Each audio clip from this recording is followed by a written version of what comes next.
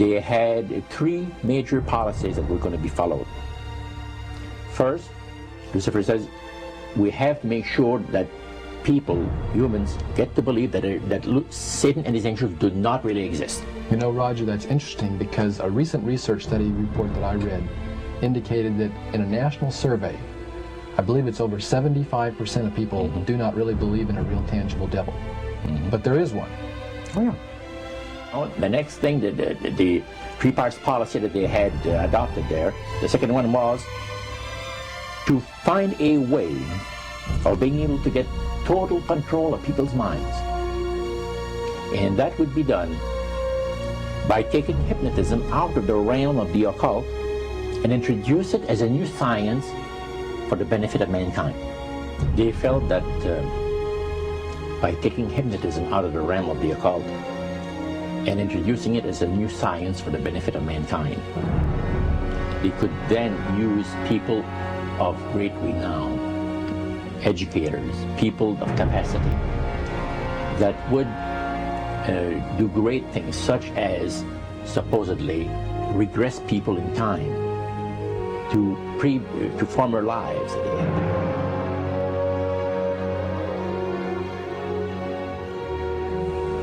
And of course, after the session is over, the person would not know a thing about ancient history. And the person she or he has talked about performing, certain deeds, let's say, 3,000-4,000 years ago.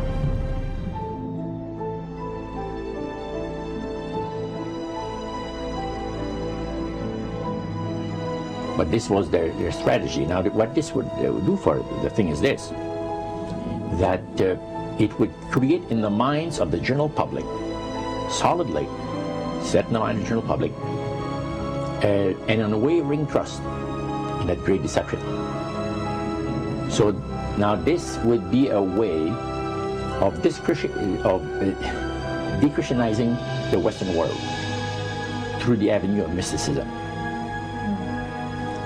The three things were, number one, that they did not want Satan did not want the human family to think that he or his angels existed. Right. The second point that you made had to do with taking control of people's minds. That's right. The third point was what? Was to destroy the Bible without burning it. Okay. See? And what was his strategy on that? On that, it was very interesting. Because after the Great General Council, it was decided that Satan would tutor Charles Darwin personally in setting up the principles of his theories of evolution. He was tutored by Lucifer himself, fallen Lucifer.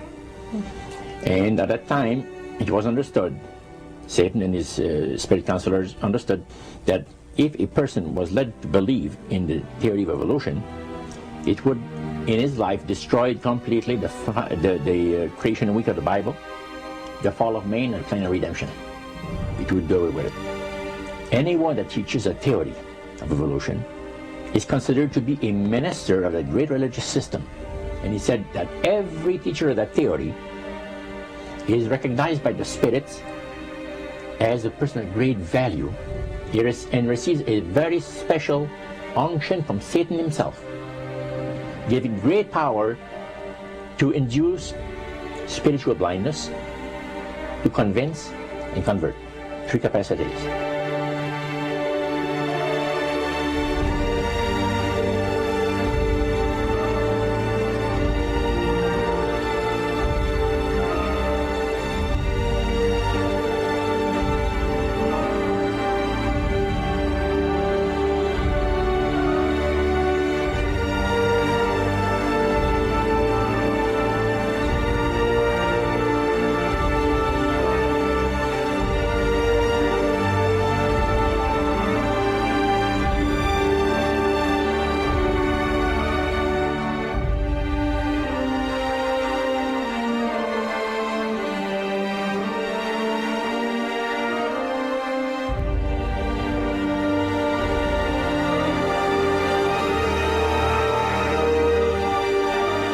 This is the grain plane, the master's grain plane. for harvesting the nations, for harvesting the multitudes of the earth into his cause, just before the close of the great controversy between the forces of good and evil. It's going to be done in a unique manner. This grand plan is going to take people are going to eat the stuff, because it says spirits, demon spirits, will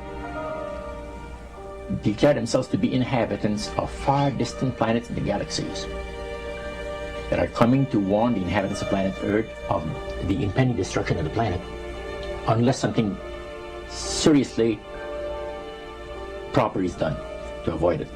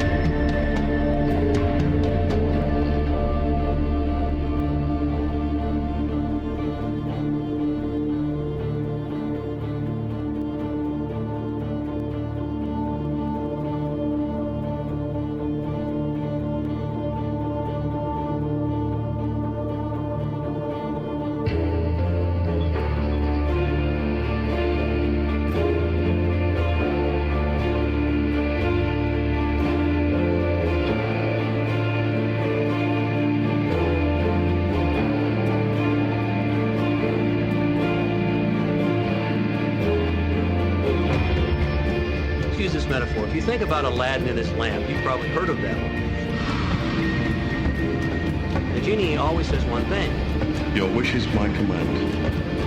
You know, the universe is this great genie, and your conscious mind is Aladdin. It formulates the intention of what you choose for your life.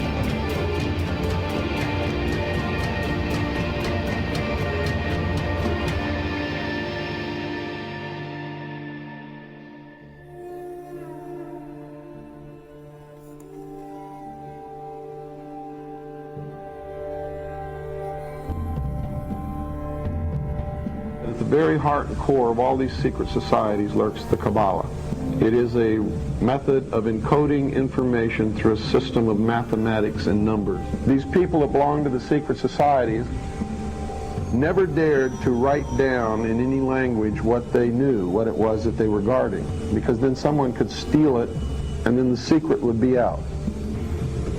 So they took this knowledge and they made it occult through a system of encoding, encryption, one of which is mathematics, numbers. Another is architecture.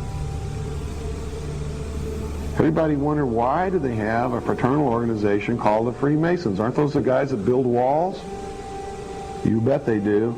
But every wall they build contains the secrets that have been kept and maintained throughout the ages, and it's encoded in the architecture and in the measurements of the buildings and in the mathematical formulas used to derive the geometry, the shape, the length and breadth and height of rooms.